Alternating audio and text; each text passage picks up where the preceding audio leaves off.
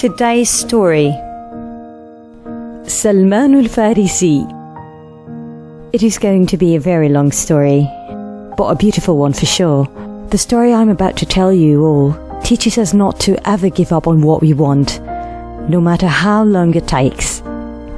So one day, there was a man. His name was Salman the Persian, in Arabic, Salman al-Farisi. He was sitting with Abdullah ibn al-Abbas, and he started telling him his beautiful story.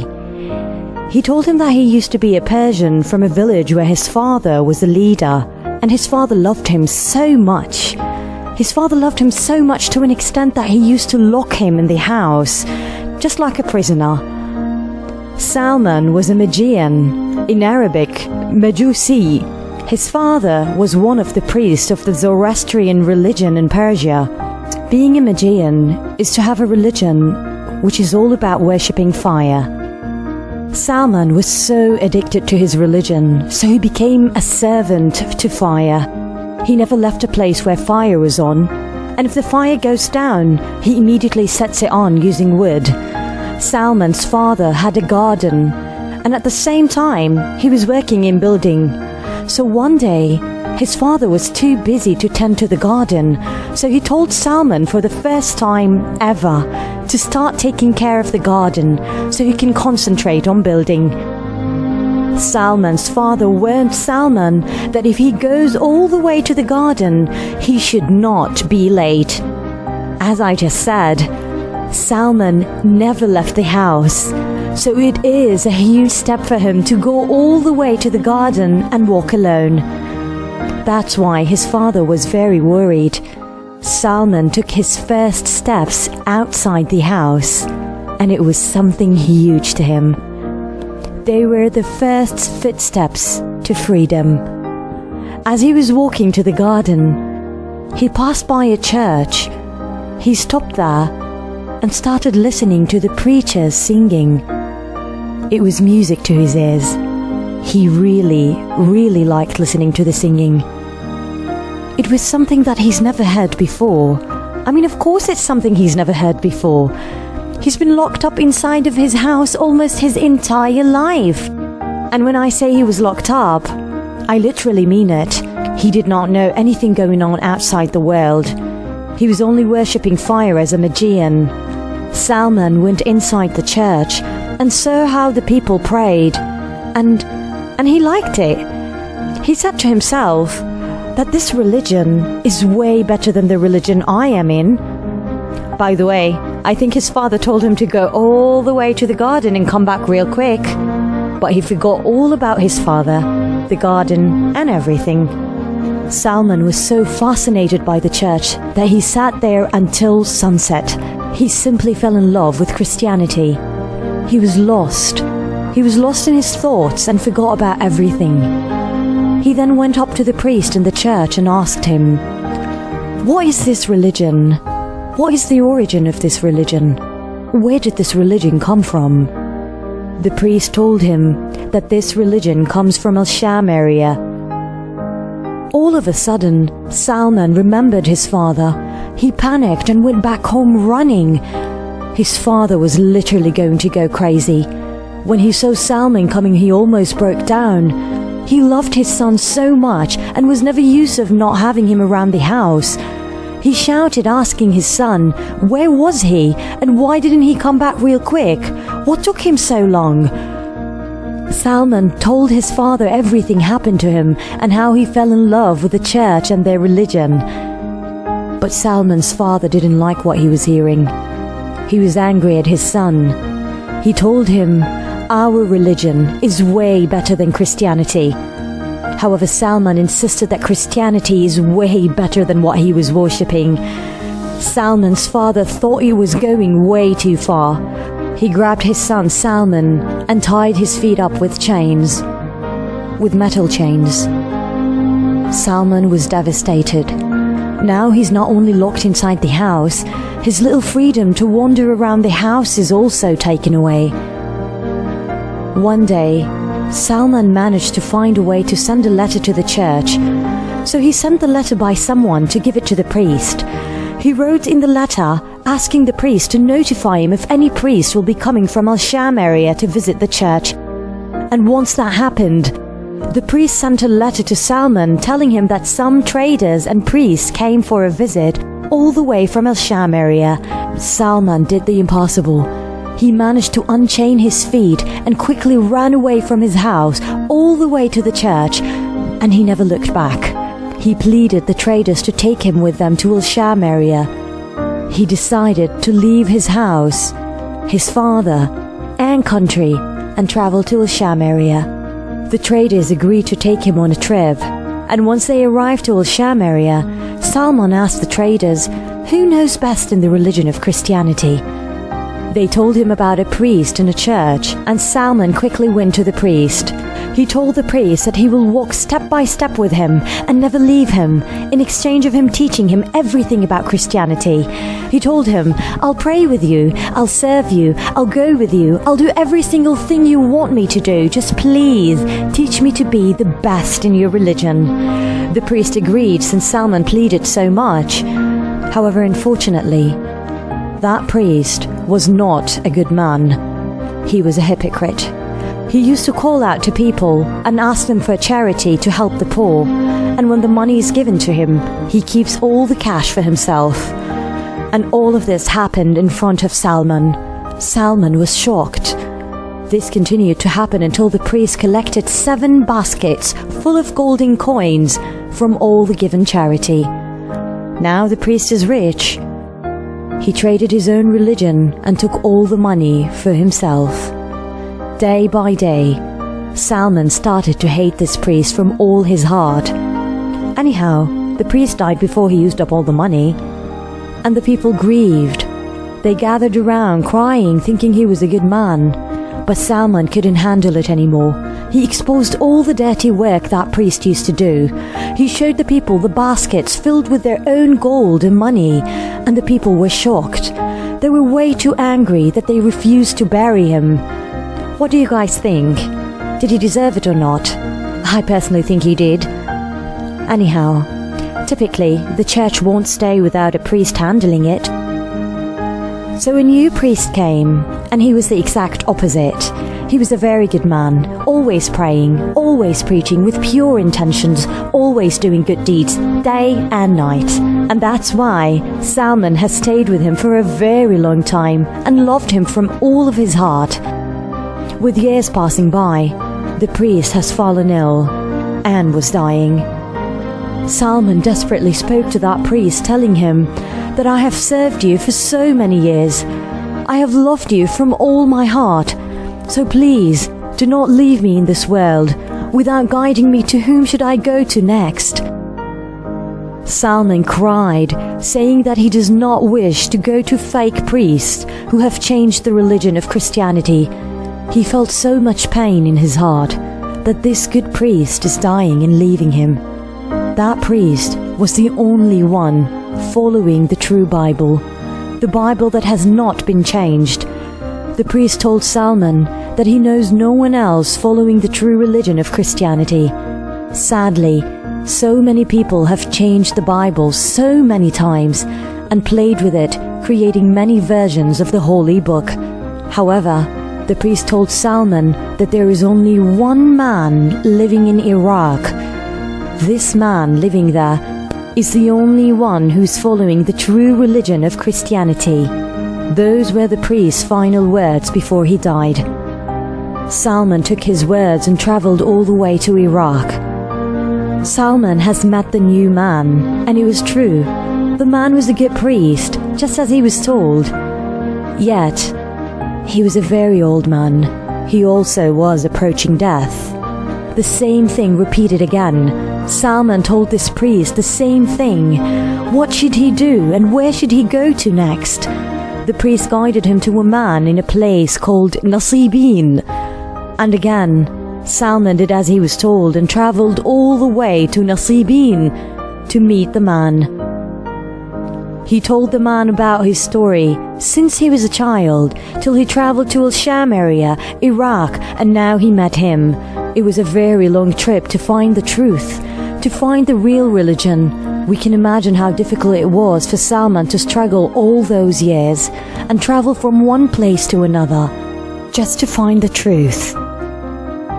The man he met was also a good man, and he was practicing Christianity in the right way. Salman stayed there to serve him for a few years. During his stay, he has established himself and owned a few sheep and got a little bit of money. Sooner and not later though, the man has become ill. And again, Salman asked the man where he should go next. He desperately asked the man, saying, "Please, tell me where to go to next. It has been years and I'm trying to find only those who are truly honest with God." This man told Salman, "I do not know any man whom is still honest with God after me. But the time has come for a prophet who will bring a new religion, and he will come from the Arab land.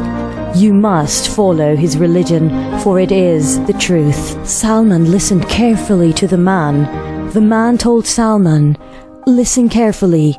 The new prophet will come from a land of sand, but it is filled with palm trees." Salman wanted to know more about the new prophet, so he asked, "How can he know him for sure?" The man told him that there are 3 signs in that prophet. The first was, he accepts gifts. The second was, he does not accept charity. And the third and most important one was, that he has a seal of prophecy on his back, which is a birthmark given only for prophets. The man died, and Salman never forgot his words. He waited anxiously for travelers to arrive so he can travel to the Arab land. After a few months, and once a group of traders arrived, Salman agreed with the travelers to have them take him to the Arab land. He gave away his sheep and all his money in exchange of that one trip just to arrive to the Arab land. The travelers agreed and took Salman on a trip to a place called Wadi al-Qura. But little did Salman know, the travelers have tricked him. They sold him as a slave. A Jewish man was the one who bought Salman as a slave. The Jewish man have enslaved Salman for so many years. With the very harsh life Salman was going through as a slave, he still hoped that one day he will meet the new prophet in the land where palm trees are grown. And one day, and finally, another Jewish man bought Salman and took him to a trip to a place. And you know what that place was? When they arrived to that place, Salman couldn't believe his eyes. He has finally landed in an Arab land filled with palm trees, just like what the man told him. Do you guys know for how long Salman was there? For how long he sat there waiting for the Prophet Muhammad, peace be upon him, to arrive to this land? After all the suffering and slavery, he was waiting for 10 more years there, because Muhammad was still in Mecca. Yet Salman was waiting in the land of palm trees. This gave him a little bit of hope. And that land of palm trees is a very known place, and we all know it. It is called Al-Madinah Al-Munawwara. After 10 years, the Prophet Muhammad, peace be upon him, has migrated from Mecca to the land where Salman was. The fated meeting is about to happen. Salman that day was on top of a palm tree collecting dates, working as a slave for his Jewish master. As he was working, he was listening to his Jewish master talking to another man. The man was saying, "The Jews here are talking about a man who just arrived in this city, and they say he's the next prophet." Salman was listening. His heart was beating like crazy. He started shaking like never before and fell off from the palm tree. He really couldn't believe what he was hearing. He fell on top of his master, by the way. Salman grabbed the man who brought the news and started asking him about the man who just arrived. Who was he? From where did he come? And where is he? Salman's master was angry, so he beat up Salman and told him that is not of his business. And why was he eavesdropping anyway? He ordered him to go back to his work. We can imagine how Salman was feeling at that moment. Imagine that you are praying and waiting for something to happen for so many years and almost lost hope. and all of a sudden you hear news about it happening. Salman insisted to see Muhammad to test him and see if he was a true prophet. He remembered the 3 important things the man told him about the next prophet: that he accepts gifts, he does not accept charity, and he has a seal of prophecy on his back. So he grabbed a few dates and put them in a plate and quickly went all the way to Masjid al-Quba, where Muhammad was sitting. He went inside and spoke directly to Muhammad, saying, "I heard that you are a good man, and you arrived from Mecca. I wanted to offer you some dates for charity." That was test number 1. Muhammad, peace be upon him, grabbed the plate of dates and gave it to his companions and told them to eat. But he did not eat. Salman there remembered the man's words: the next prophet does not accept charity. After a few months, Muhammad, peace be upon him, left Masjid al-Quba and moved inside at the heart of Medina to start building al-Masjid al-Nabawi. This time, Salman came with dates as a gift. He told Muhammad, peace be upon him, "I noticed that you do not accept charity, so today I want to offer you some dates, but this time as a gift." There, Muhammad, peace be upon him, started to eat. That was test number 2. And Salman remembered the man's words: the next prophet accepts gifts. The final and last sign was the seal of prophecy. That was a difficult one to see because it's on the back of the prophet. So he once came and saw Muhammad, peace be upon him, with his companions, as-Sahaba, and Muhammad has noticed that Salman was anxiously trying to see something. Muhammad, peace be upon him, understood. He knew all along that Salman was testing him. And he knew that Salman was looking for the final sign. So what Muhammad, peace be upon him, did was that he has moved and threw the cape covering his back on purpose, just to show Salman the seal of prophecy, the birthmark on his back. That was it. That was the final sign. Salman broke down in tears and hugged Muhammad, peace be upon him, with tears running from his eyes like crazy. There, Salman told all his story to Muhammad, peace be upon him, since he was a kid and was held captive by his father until this day. He finally found true peace in his heart and accepted Islam. He finally found the religion he was looking for and became a Muslim. But there was one problem. He was still a slave to the Jewish man. He missed the greatest battles of Islam, غزوة بدر وغزوة أحد. Salman grieved and was very sad that he couldn't assist the Muslims simply because he was a slave. Until Muhammad, peace be upon him, told Salman to make a deal with his Jewish master. The Jewish master accepted to release Salman, but only on one condition. Salman needs to plant 300 palm trees in his master's land and water them every day till they grow. The deal seems impossible. Salman is a slave and he's one man with no money. He cannot possibly plant 300 palm trees in exchange of his freedom. Planting is no easy. People who plant and farmers understand how difficult it is and how long it takes. But you guys know what? The deal was made. Because this is where the Sahaba, the Prophet's companions, put one hand on top of the other, and they all worked so hard, including Muhammad, peace be upon him. And they have all finally planted and watered 300 palm trees. The palm trees were all planted with the blessings of Muhammad, peace be upon him. And the palm trees have grown so fast, and not even one palm tree died. 300 palm trees were planted and have grown in Al-Madinah al-Munawwara, and that was the price of Salman's freedom. I'll see you next week.